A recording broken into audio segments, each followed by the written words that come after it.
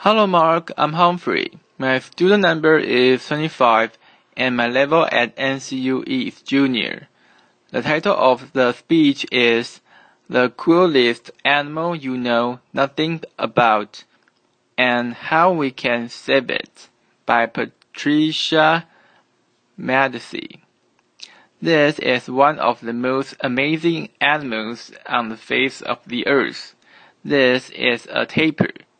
Now, this is a baby tapir, the cutest animal of spring in the animal kingdom. Laughter.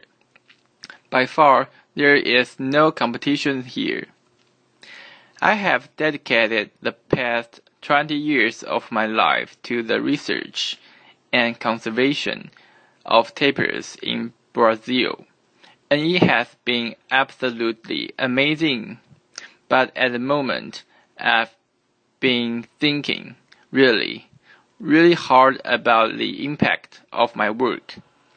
I've been questioning myself about the real contributions I have made for the conservation of these animals I love so much. Am I being effective in safeguarding their survival? Am I doing enough?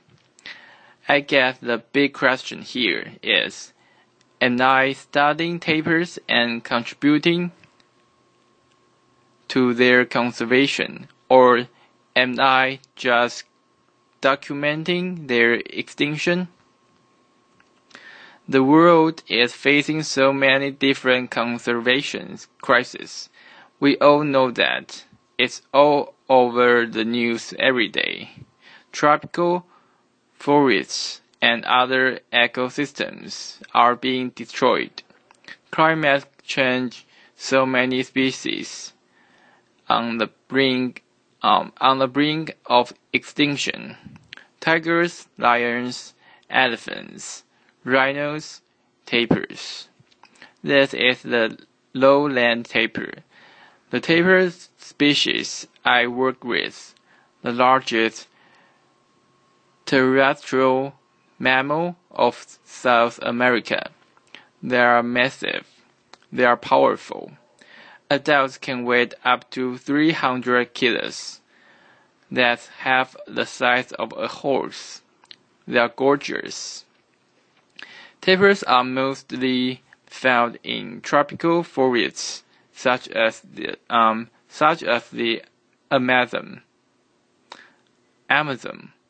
and they absolutely need large patches of habitat in order to find all the resources they need to reproduce and survive.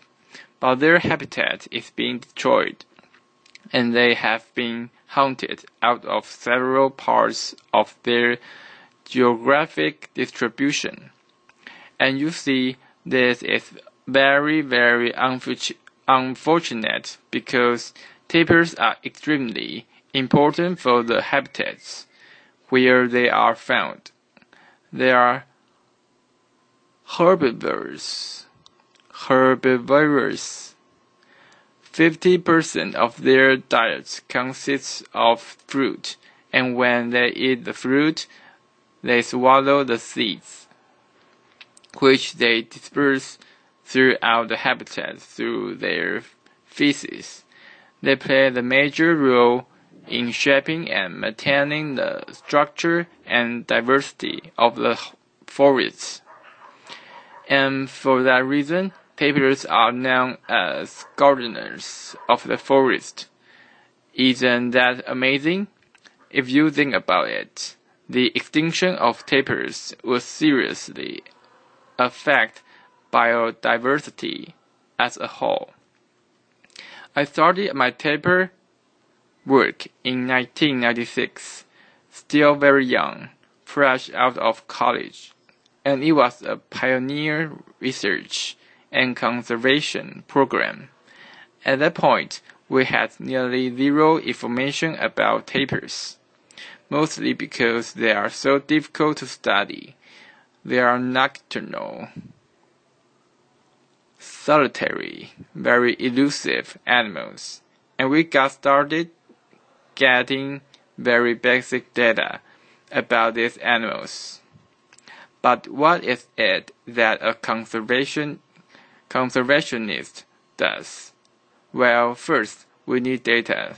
We need field research. We need those long-term data sets to support conservation action.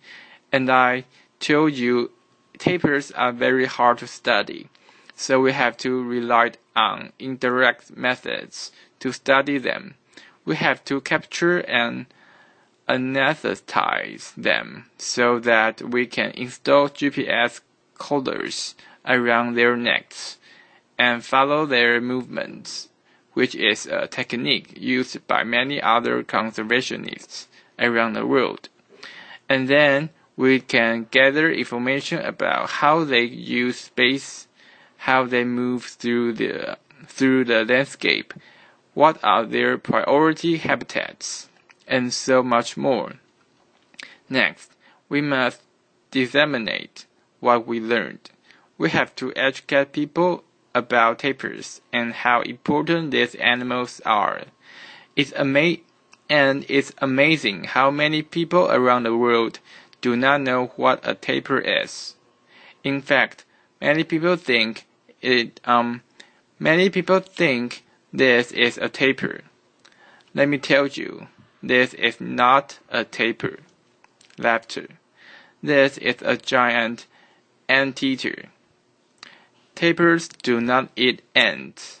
Never, ever. And then next, we have to provide training, capacity building. It is our responsibility to prepare the conservationists of the future.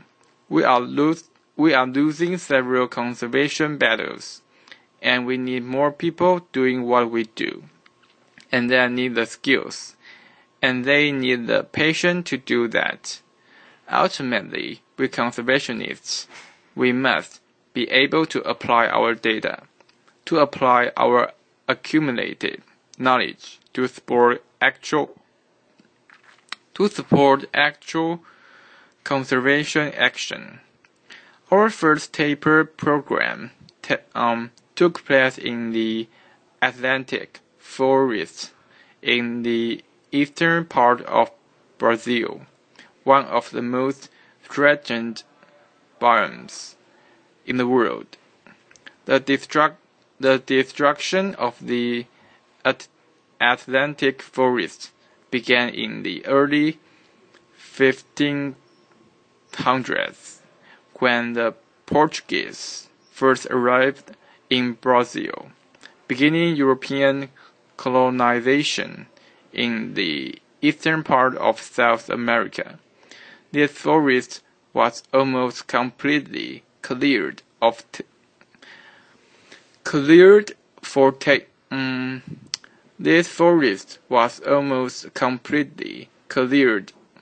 timber, agriculture, cattle ranching, and the construction of cities. And today, only 7% of the Atlantic forest is still left standing. And tapirs are found in very, very small, isolated, disconnected populations. In the Atlantic forest, we found out that tapirs move through open areas of pasture land and agriculture, going from one patch of forest to patch of forest. So our main approach in this region was to use our tapir data to identify the potential places for the establishment of wildlife corridors. In between those patches of forest, reconnecting the habitat so that tapirs and many other animals could cross the landscape safely. After 12 years in the Atlantic forest, in 2008, we're expanding our taper conservation efforts to the Pantanal in the western part of Brazil, near the border with Bolivia and Paraguay, and Paraguay. This is the largest continuous freshwater floodplain in the world, an incredible place and one of the most important strongholds for lowland tapirs in South America. And working in the Pantanal has been extremely refreshing because we found large, healthy tapir populations in the area, and we have been able to study tapirs in the most natural conditions we'll ever find, very much free of threats. In the Pantanal, besides the GPS collars, we are using another technique: camera traps. This camera is equipped with a movement sensor, and it photographs animals when they walk in front of it. So thanks to these amazing devices, we have been able to gather precious information about tapir reproduction and social organization, which are very important pieces of the puzzle when you are trying to develop those conservation strategies. And right now, 2015, we are expanding our work once again to the Brazilian Cerrado, the open grasslands and shrub forests in the central part of Brazil. Today, this region is the very epicenter of economic development in my country, where natural habitat and wildlife populations are rapidly being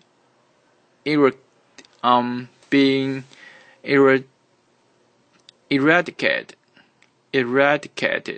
by several different threats, including once again cattle ranching, large sugarcane and soybean plantations, poaching, roadkill, just to name a few.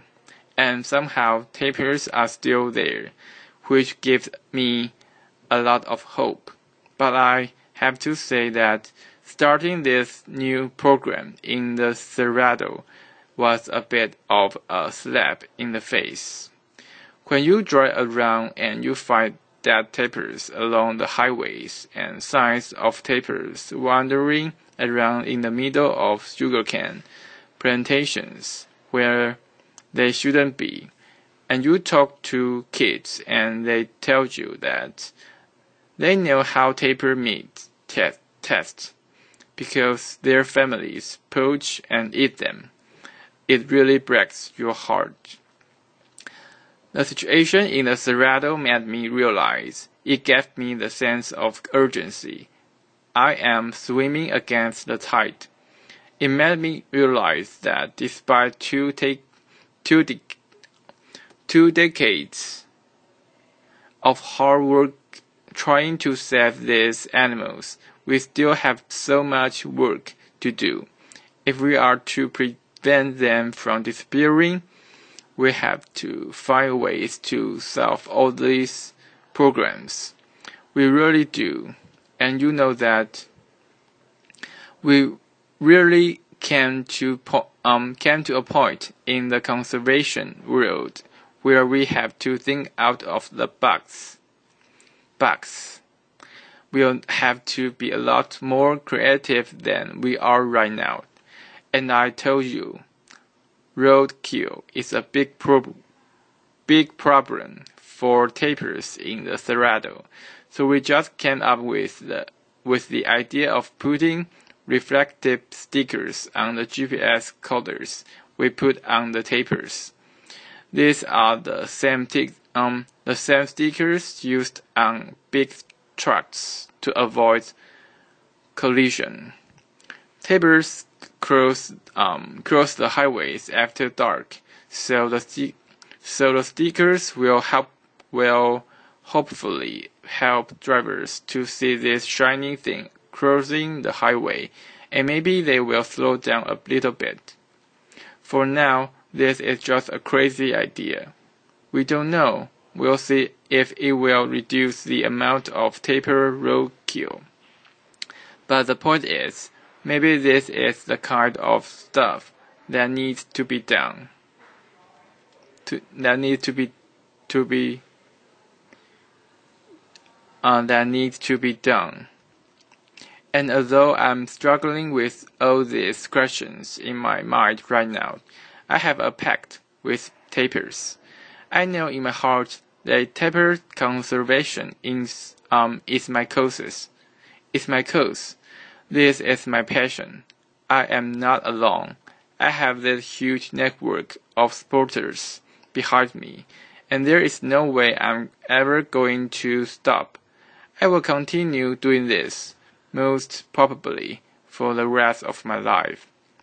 And I'll keep doing this for Patricia, my namesake, one of the first tapers we captured and monitored in the Atlantic forest many, many years ago.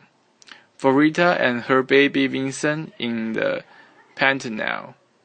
And I'll keep doing this for Ted, a baby tapir we captured in December last year, also in the Pantanal.